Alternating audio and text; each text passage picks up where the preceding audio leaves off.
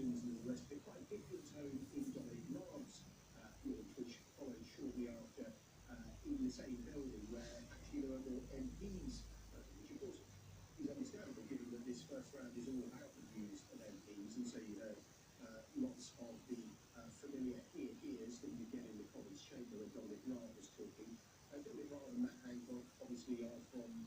very different sides of the argument when it comes to that big issue of Brexit. Matt Hancock would argue that he has a plan which he believes could deliver Brexit by the 31st of October, but certainly wouldn't